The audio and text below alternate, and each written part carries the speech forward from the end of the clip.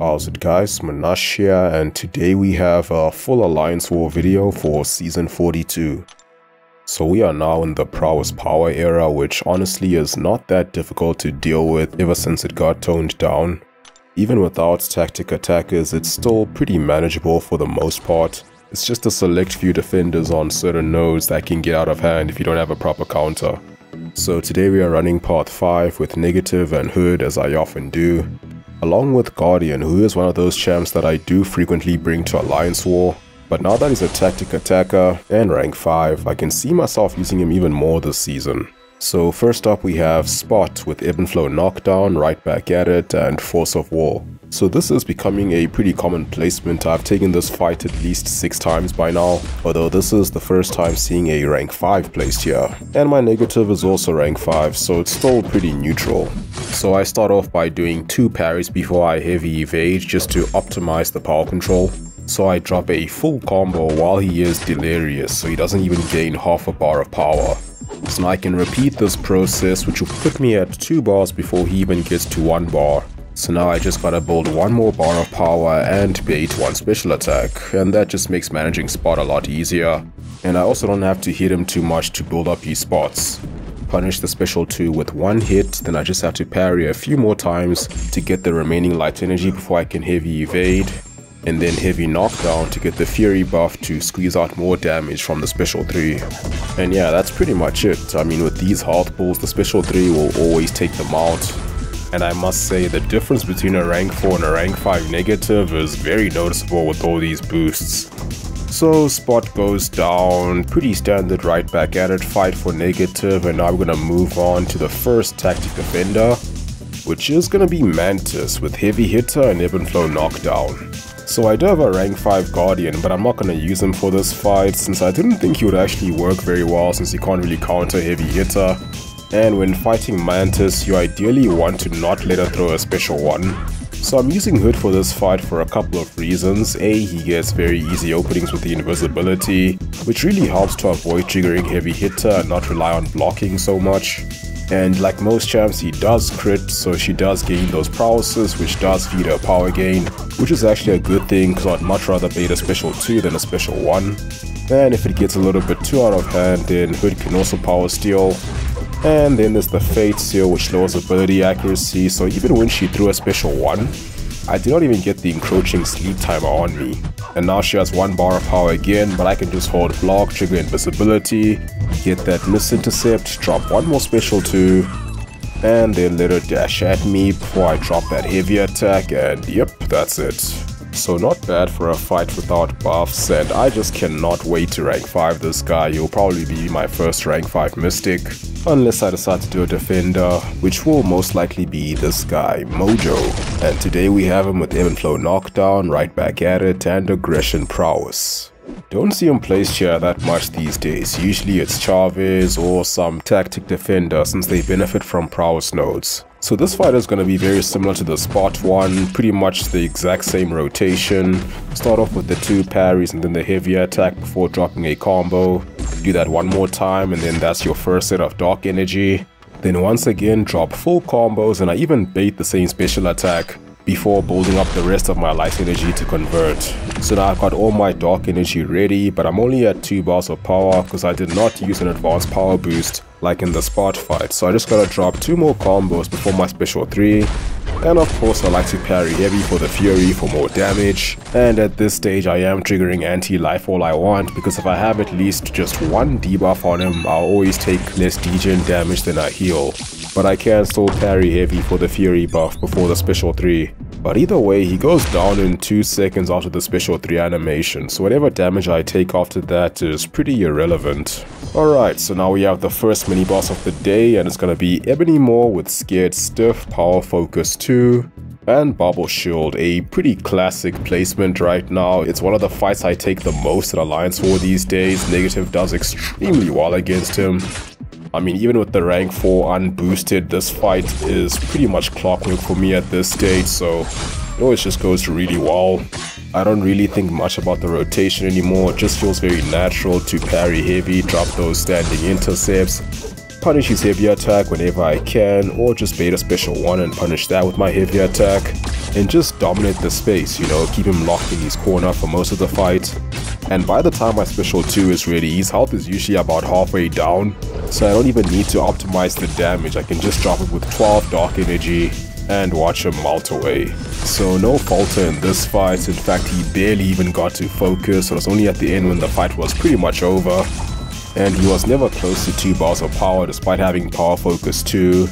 And I only blocked or triggered Bubble Shield once during the entire fight, despite him having those projectile attacks.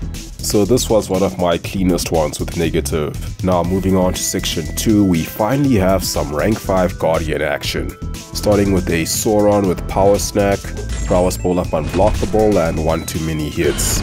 So Guardian doesn't really counter Power Snack, but that's all there really is to this node. He does everything else pretty well, because the attack tactic gives you an armor buff whenever you knock them down. So just gotta start by parry heavying, and then you're pretty much set to remove all the prowesses. And I had some pretty nice timing in this fight where my special 1 knockdown gave me the temporary armor buff from the tactic, but that triggered Power Snacks so he got nullified. However, my permanent armor buff came back just after that. And by the time I get to my special 2, he's already at 31% and I have 5 charges, so this is very much overkill. That special 2 probably could have done an extra 100k damage. And if relics worked on Alliance War, oh my, it would be even more disgusting. Because that Hulkbuster relic is just made for him, especially now that it's been fixed to actually only trigger on shock debuffs. So you always get that huge bonus on that big shock from the special 2. And I must say, it's been very satisfying in stuff like Battlegrounds. I mean, the things I've been nuking lately with Guardian has just been so fun. Like even champs like Sasquatch, I'm getting very good scores against them. But anyway, I'm digressing talking over this Hood fight, but it is just a Nova, nothing too crazy, and Hood OP. I get a guaranteed intercept on my very first hit thanks to invisibility, and I started this fight with only 6 bullets, but that's not really an issue since Nova gets plenty of buffs.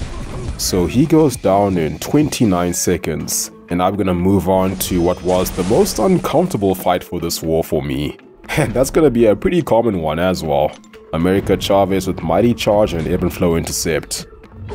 So my controls just felt so off for this fight, like my parry timing was a little bit delayed, and I also just took a fat heavy attack at the start of the fight. I tried to punish that first hit, but I guess I was too late there. So now I actually punished the heavy attack on time. However, I bait a special 1 and take a 17k crit to the face. Not sure how I mistimed that parry, but whatever, I'll get over it. And now I have a special 3 ready, so just gotta evade one more time. Fortunately, she didn't drop a special 1, so I get the intercept. Drop that special 3, and yeah, that's pretty much it. Even though I did a terrible job at optimizing the damage. Only 11 dark energy, but that's still enough to take her out since she didn't have that much health left. So that was far from my prettiest negative fight, but Chavez is not a pretty defender, especially when you cannot reliably parry stun her, because then she's more likely to throw heavier attacks, and well, she's already very likely to throw heavy attacks with the wonky AI. You don't heavy punish in time, or if she throws 3 heavy attacks, she eventually gains more power, triggers negative zone, unblockable special 2s, and yeah, things can get very ugly very quickly against her.